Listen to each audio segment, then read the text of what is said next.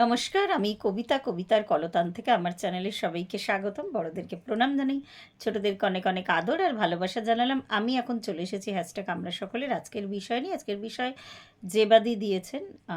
কালকে বিষয়ের আহ্বান করেছিলাম, তো সাথে সাথে জেবাদি অনেকগুলো বিষয় দিয়ে সমৃদ্ধ করেছেন। দিদি রঞ্জনাদিও অনেকগুলো বিষয় দিয়েছেন, তো অন্তর থেকে ধন্যবাদ সবাইকে। আর বিষয়টা নিয়ে আগে বলে নিই, খুব সুন্দর একটা বিষয় দিয়েছে যেবাদি। বিষয় দেওয়া মানেই খুব সুচিন্তিত বিষয় দেন। তো বিষয়টা আজকের হলো পরিবেশ দূষণ, বাইরের আবর্জনা প্লাস আমাদের ভেতরের জমা আবর্জনা, শ্বাস প্রশ্বাস, এদের মধ্যে কোনটা বেশি ক্ষতিকর।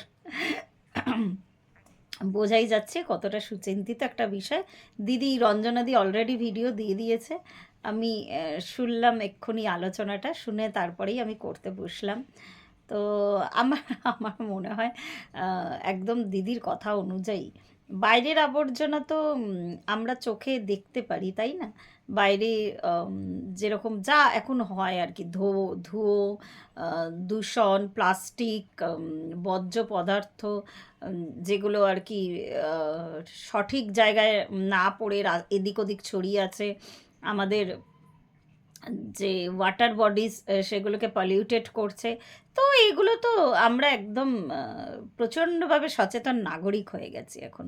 আমি প্রায় প্রায় বলি, আমার পেছন দিকে একটা ফাঁকা অংশ আছে ফ্ল্যাটের, তো ওখানে ওই আগে আমি নিজেও আর কি ফেলতাম, মাঝে মাঝে দু একবার নিরুপায় হয়ে ফেলতাম, কিন্তু এখন যতই উপায় না থাক আমি কিন্তু ফেলি না। শুধু আমার যে বায়োডিগ্রেডেবল যেগুলো, যেমন ঠাকুরের মালা, ওগুলো না আমার ডাইরেক্ট, যদিও যাদের উপায় থাকে না দিতে হয় আর কি, তো ওইগুলো মাঝে মাঝে ওখানে ফেলি, যেহেতু ওখানে অনেক গাছ আছে, যার ওর থেকে যেমন আকন্দ গাছ হয়েছে, আমার আকন্দ মালা ইয়ে করে করে ওখানে দিয়ে দিয়ে, যাই হোক। তো এইগুলো আমরা ছোটোবেলা থেকে পড়ছি, আমরা ভীষণ সচেতন নাগরিক।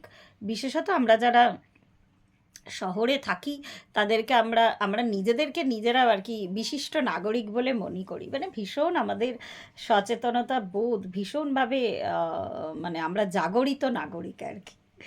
তো এই কথাটাতে একটা কথা আমি বলি। কাজটা আমারও ভুল হয়েছিল। হঠাৎ করে আমি না ভেবে বসি না কি বলবো, বসার পরে মনে পড়ে কি কি ঘটনা। এই ভেতরের অন্তরের দূষণ নিয়ে তখন আমার খুব রাগ হয়েছিল ব্যাপারটাতে। বিষয়টা হচ্ছে বেশ কয়েক বছর আগে, আমি যে অঞ্চলটায় থাকি ওই অঞ্চলের পাশ দিয়ে টালি নালা, ওটা তো আর এখন মানে মা গঙ্গারই একটা আর কি অংশ। তো টালি নালা আমরা জানি কীরমভাবে দূষিত বা কীরকম কী ব্যাপার। তো এই বাঁশদ্রোণীর এই পাটটায় আর কি টালি নালা বয়ে গেছে। তো বেশ কয়েক বছর আগে আমি কিছু ফুল, ওই যে বললাম আমার ঠাকুরের ফুল না যত্রতত্র ফেলতে আমার যেন কীরকম একটা লাগে আর কি, যে অবশ্যই কিছু করার নেই, আমরা যারা শহরে থাকি আমাদের কিচ্ছু করার নেই, এক ফোঁটাও যাদের জমি নেই তারা কি করব, আমরা তাদের ওখানেই ফেলতে হবে। তো সেই বোধ থেকে তখন আমি ওই কিছু ফুল, মানে এমন নয় যে প্লাস্টিক বা কিছু ছিল, এরকম কিছু নয় হয়তো, বা হতেও পারে একটা প্লাস্টিকের মধ্যে কিছু ফুল, মানে তার আগের দিন পুজো হয়েছিল ঘরে, কোনো লক্ষ্মী পুজো বা সরস্বতী পুজো, এক্স্যাক্ট মনে পড়ছে না, বেশ কয়েক বছর আগের ঘটনা, যখন হয়তো এতটাও সচেতনতা হয়তো আসেনি, নাহলে আমি ফেলতাম না। তো যাই হোক, আমি ওই ঠাকুরের ফুল যেহেতু অভ্যাসবশত গঙ্গার ওই পাশ দিয়ে আমাদের যখন ওই যেতে হয়, তো তখন আমি ওখানটা ড্রপ করতে যাচ্ছিলাম। ওটা অবশ্যই ভুল, আমি অন ক্যামেরা স্বীকার করছি, স্বীকার করতে ভুল স্বীকার করতে আমার কোনো অসুবিধা নেই। কিন্তু এক ভদ্রলোক, বেশ বয়স্ক মতো একটা ভদ্রলোক, সে মানে প্রোটেস্ট করলো, মানে এসে, মানে প্রোটেস্টের ভাষাটা ভীষণ বিচ্ছিরি ছিল। মানে না, মানে সে প্রোটেস্ট করেছে, আমি একবারও বলছি না কেন, মানে আর কি তার কথাটা বা তার চিন্তাধারাটা ভুল ছিল তা নয়, সে ঠিকই প্রোটেস্ট করেছে যে কেন ফেলছেন বা কিছু, এরমভাবে বলতে পারতো। ওখানে অজস্র লোক ফেলে, হ্যাঁ ফেলে বলেই যে আমি ফেলবো তা নয়, যে বললাম একটা ভাবধারা থেকে। তো এখন ওইগুলো মানে আমাদের মানে সত্যি ওগুলো ডিসপোজ করে, মানে এগুলো যে ভাবলে কতটা কষ্ট হয়, যে কিভাবে ডিসপোজ করবো ওগুলো আমরা। তো ওই নিয়ে গিয়ে ফেলছিলাম তখন মানে আমাকে না উনি মানে হঠাৎ করেই মানে আমি কিন্তু কোনো সেইভাবে ওনাকে কোনো প্রত্যুত্তরও দিইনি, তো আমি একবার মানে কিছুই করলাম না, জাস্ট উনি মানে আমাকে রীতিমতো তেড়ে মারতে আসার মতো আর কি, মানে সেই বিচ্ছিরিভাবে একটা ইয়ে। তখন আমি ওনাকে জাস্ট এইটাই বললাম যে আপনি ভালো করে বলছেন না কেন, কথাটা তো ভালো করেও বলতে পারতেন। তো এটাই হচ্ছে গিয়ে ওনার, উনি বাইরের দূষণটাকে দেখছিলেন, উনি কিন্তু ভেতরের দূষণটাকে দেখছিলেন না।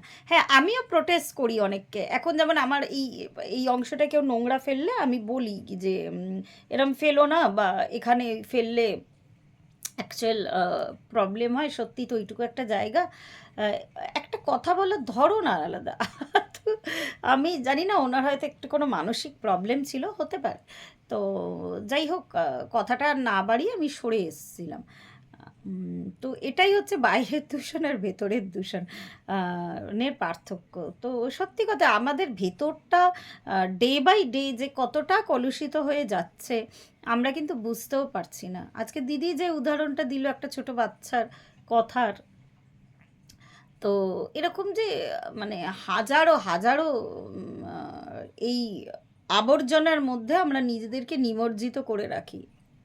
ইভেন আমরা তো বাইরের আবর্জনাটা চোখে দেখতে পারি, আমরা বুঝতে পারি, সেটাকে আমরা পরিষ্কার করার জন্য আমরা ক্যাম্পেনিং করি, পরিষ্কার করিও, আহ, কিন্তু ভেতরের আবর্জনা সেটা কিন্তু ডে বাই ডে বেড়ে চলেছে। এই জন্যই এত বিষ, এত চারিদিকে মানুষে মানুষে হানাহানি, এত সমস্যা। ভেতরের আবর্জনা আমি জানি না কিভাবে বা কোন দিন কলুষিত কলুষিত বা কলুষ মুক্ত হবে। তো তার জন্যই আমরা কিন্তু দিদি, আমরা বলবো না যদিও, আমরা সবাই পরে যোগ হয়েছি, ভাবনা চিন্তা বা সেটাকে রূপায়ণ করা পুরোটাই রঞ্জনাদির। তো এই হ্যাশট্যাগ আমরা সকলেতে কিন্তু এখন আমাদের যে ভিডিও করার উদ্দেশ্য, প্রথমে যখন আমি জুড়েছিলাম আমি জানি না কেন একটা মানে টানে কিন্তু মানে আমি এসেছিলাম, কিন্তু যখন হ্যাশট্যাগ আমরা সকলেতে জুড়ছি একবারও ভেবে দেখিনি যে এটা আমার পক্ষে মানে তখন আমি অন্য ধরনের ভিডিও করতাম, আমাকে যারা চেনেন সবাই জানেন প্রফিটেবল কি না বা এখানে কি হয় কি আলোচনা হয় কিচ্ছু না জেনে একদম মানে বলে না সেই মায়ের পেছনে পেছনে বাচ্চা ছোটার মতো এসে আমি কিন্তু যোগ হয়ে গেছি। হ্যাঁ, আসল কথাটা আগে বলিনি। তো এই হ্যাশট্যাগ আমরা সকলের আমাদের উদ্দেশ্যটাই কিন্তু যে এই ভালো ভালো আলোচনা করো, অন্তত যে টক্সিকেশনে মানুষ ভরপুর আর কি, তো এটাকে যেন একটু বিষমুক্ত করা যায়, একটু ভালো কথা বলা, ভালো কথা আলোচনা করা। আজকে যারা যারা হ্যাশট্যাগ আমরা সকলের সাথে আমরা যুক্ত আছি, আমাদের 40টা 50টা খুব বেশি হলে 100টা দিদি এত সুন্দর রঞ্জনাদির এত সুন্দর ভিডিও, রঞ্জনাদির ভিডিওতে ওই 100-150টা ভিউ আর কি, কিন্তু আমাদের কিছু যায় আসে না। আমাদের মনে হয় ওই 100টা লোক, ওই 50টা লোক, ওই 20টা লোকও কিন্তু দিনের মধ্যে যদি যতই স্কিপ করে করে দেখুক, আমার ভিডিওটা তো একটা 10 মিনিটের ভিডিও, অ্যাটলিস্ট সে 3 মিনিট 4 মিনিট দেখছেই।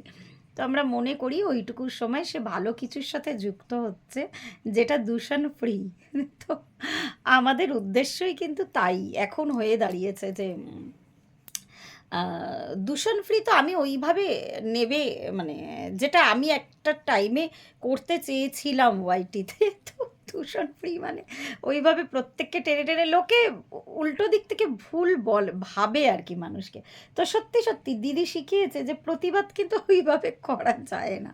তো লোকে উল্টো ভেবেছে বা ঠিকঠাক কথাগুলোকে ভালো কথা লোকে নিতে পারে না, কিন্তু এই যে বললাম যে আমার সাথে যেটা ঘটেছিল ভালো কথা বলার ধরন আর কি, তো আমরা এখন নিরন্তর এটা আলোচনা করে যাচ্ছি, অনেকে আসছেন একদিন দুদিন আলোচনা করছেন, ভালো লাগছেন, অনেকে যুক্ত, অনেকে ছেড়ে চলে গেছেন, অনেক কিছু ঘটেছে এর মধ্যে, মানে ঘটনা প্রবাহ আর কি বলা যায়, এটা তো হবেই যে কোনো পরিবারের মধ্যে। কিন্তু তা সত্ত্বেও আমরা যারা আছি নিরন্তর, যারা আমরা চেষ্টা করছি ভালো কথা শোনার, ভালো কথা ছড়ানোর পরিবেশে আর কি, অ্যাটলিস্ট একটুখানি আমি আমার মধ্যে মানে যতটা এইটুকু যদি ভালোত্ব থাকে, সেই ভালোত্বটা বিতরণ করলে কিন্তু আরও বাড়ে আর কি। তো ওটাই প্রচেষ্টা আমাদের। তো আজকের বিষয়টা নিয়ে এইটুকুই বললাম। যেবাদি শুনে বলো, অবশ্যই আমি জানি তুমি শোনো, তুমি বিষয় দিলেও শোনো, না দিলেও শোনো। তো যাই হোক, এটাই বলার, যত বলছি আর না ভেতরটা, আমি যখনই হ্যাশট্যাগ আমরা সকালে আলোচনা করতে বসি, একদম ভেতরে ডুব দিয়ে দিয়ে দেখি যে আমার এক্ষুনি মুখ থেকে যে শব্দটা বেরালো সেটা আমি মানি কি না। তো এটা মানে আমার কাছে একটা রেগুলার একটা চেকিং প্রসেস, যে সেলফ চেকিং প্রসেস, অন্যকে না। অন্যকে জাজমেন্ট করি না এখন, আর ছেড়ে দিয়েছি করা। তো নিজেকে নিজে জাজ করার প্রসেস এটা। এইটুকুই রইল আজকে। প্রত্যেকে ভালো থাকবেন, পরিবারের সকলকে ভালো রাখবেন। ধন্যবাদ।